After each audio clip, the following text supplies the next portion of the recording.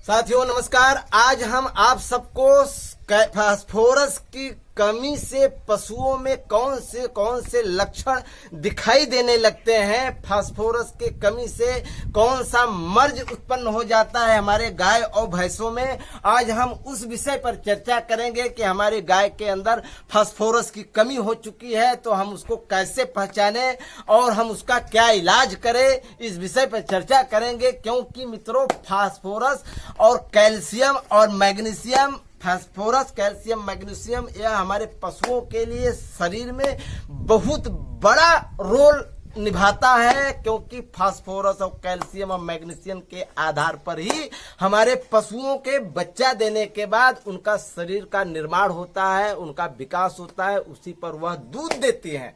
तो हमने कैल्शियम पर वीडियो बना रखा है, आप लोग देख लीजिएगा। तो आज का वीडियो हम आप लोगों को फास्फोरस पर दे रहे हैं कि फास्फोरस की कमी से हमारे पशुओं में कौन कौन से लक्षण दिखाई देंगे और लक्षण नुकसानदेह है और हमारे पशुओं में क्या दिक्कतें आना शुरू हो जाती है और वह फास्फोरस का कमी का लक्षण है मित्रों।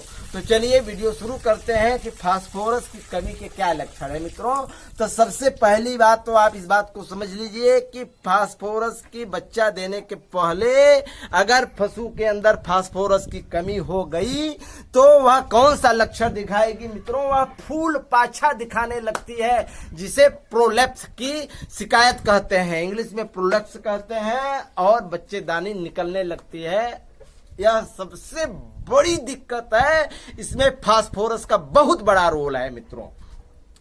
और अगर पेट में बच्चा पल रहा है, अगर फास्फोरस की कमी है हमारे पशु के अंदर, तो आने वाला जो भविष्य है, हमारा जो नया मेहमान है, जो गाय के पेट के अंदर पल रहा बच्चा है, उसके भी शरीर के अंदर फास्फोरस की कमी हो जाएगी। फास्फोरस की कमी हो जाने से पशु जीभ चबाने लगती है और बच्चा भी जीभ चबाने लगेगा। माँ जीभ चबाने लगेगी, बच्चा जन्म देने के बाद वह भी चबाने लगती है, अपना पूंछ चबाने लगती है। जैसे अखाद्य चीजें खाना, पशु के अंदर अगर फास्फोरस की कमी हो गई तो अखाद्य चीजें खाने लगेगी, अपना गोबर खाने लगेगी, अपना पेशाब पीने लगेगी, अपना पूंछ चबाने लगेगी, अपना बाल नोच नोच कर खाने लगेगी, दूसरे पशुओं की बाल नोच कर खाएगी, प्लास्टिक का बल्टी डब्बा जो आपने रखा है, जूता चप्पल चबाने लगेगी। यह अखाद्य चीजें हैं। और सेम यही लक्षण उसके बच्चे के अंदर भी यह आप देखेंगे। बच्चा देने के बाद कपड़ा चबाने लगेगी, मिट्टी चबाने लगेगी, खपड़ा चबाने लगेगी, परर चबाने लगेगी और बच्चा भी चबाएगी। यह बहुत बड़ा दिक्कत है, इसमें भी फास्फोरस का बहुत बड़ा रोल है मित्रों। बच्चा देने के बाद पशु के गर्भ से, बच्चेदानी से खून आना, अगर खून आ रहा है पेशाब की तरह, पेशाब में खून आ रहा है, बैठ रही है तब खून गिर जा रहा है 100 50 ग्राम, एकदम बिल्कुल रेड लाल, तो समझ लीजिए कि इसमें फास्फोरस की बहुत बड़ी कमी हो चुकी है। हमें चिकित्सक को बुलाना ही पड़ेगा और फास्फोरस की कमी हो गई। तीसरा मित्रों, फास्फोरस की कमी हो जाने से पशुओं के अंदर खाना पीना कम करने लगेगा और मिल्क फीवर हो जाती है। खाना पीना कम करने लगेगा, मिल्क फीवर में दो लक्षण दिखाएगी पशु। पहला चीज तो खाना पीना कम करने लगेगा और कम करते करते 2-3-4 दिन में खाना बिल्कुल कम कर देगी और दूध उतना ही रहेगा। जैसे 6 लीटर या 7 लीटर दूध दे रही है तो 6 लीटर 7 लीटर दूध देती रहेगी, लेकिन खाना पीना छोड़ देगी। और दूसरा लक्षण क्या दिखाएगी मित्रों, पशु दूसरा लक्षण यह दिखाएगी, खाना पीना तो खूब खाएगी, हरा चारा भूसा दाना मिश्र जो कुछ आप दे रहे हैं खूब खा पी रही है, पगुरी कर रही है, लेकिन दुबली होती जाएगी और दूध भागने लगेगा। यह उसका दूसरा लक्षण है। इसमें भी फास्फोरस का बहुत बड़ा रोल है मित्रों। तीसरा, बच्चा गर्भ में है, अगर पशु के अंदर फास्फोरस की कमी हो गई तो बच्चों की हड्डियां, बच्चा जन्म देने के बाद हड्डियां टेढ़ी मेढ़ी हो जाती है। फास्फोरस एक प्रकार से मिनरल है, कैल्शियम मिनरल है, मैग्नीशियम मिनरल से है, और कैल्शियम, फास्फोरस और मैग्नीशियम की कमी हो जाने से यह हड्डियां यहाँ की हड्डियां बच्चे का टेढ़ा हो जाता है। खास करके सबसे ज्यादा फास्फोरस निकालती है बकरियां फास्फोरस कैल्शियम बहुत ज्यादा निकालती हैं। जब हमारे और आपको डेंगू हो जाता है तो हमारे चिकित्सक कहा करते हैं कि बकरी का दूध पिलाइए। तो बकरी के दूध में प्लेटलेट्स बढ़ाने की बहुत बड़ी पावर है। तो प्लेटलेट्स क्या है?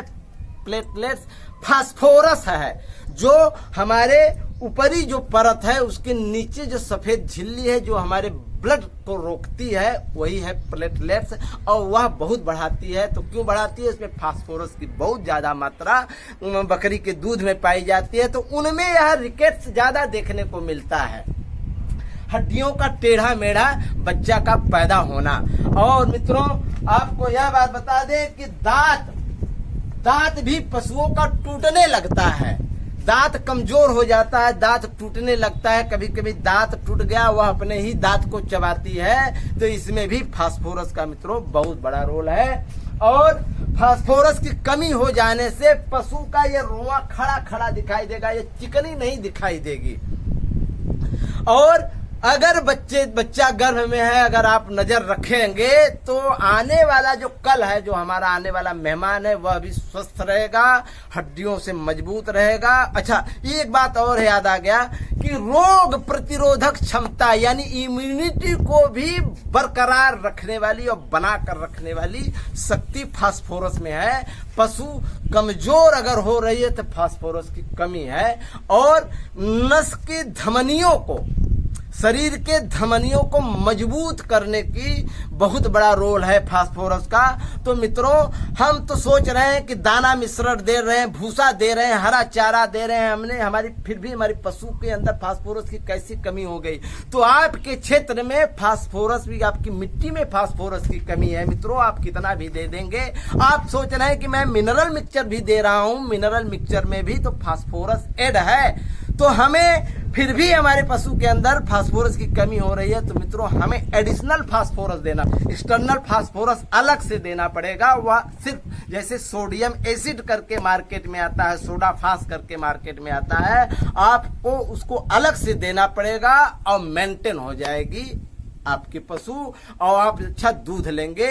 इसलिए कि बताने का हमारा मुख्य रीजन यह था कि पूरे विश्व के, पूरे भारत की पशुओं को जो रखने वाले पशुपालक हैं वो जानकार बने और अपने पशुओं का इलाज अपने आप से खुद करें।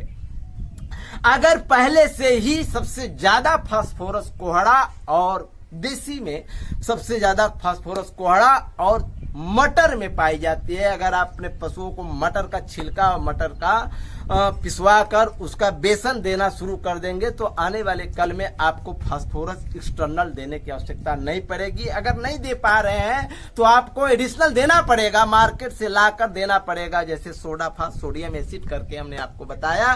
तो मित्रों, धन्यवाद, और आप केयर कीजिए, अपने पशुओं को स्वस्थ रखिए।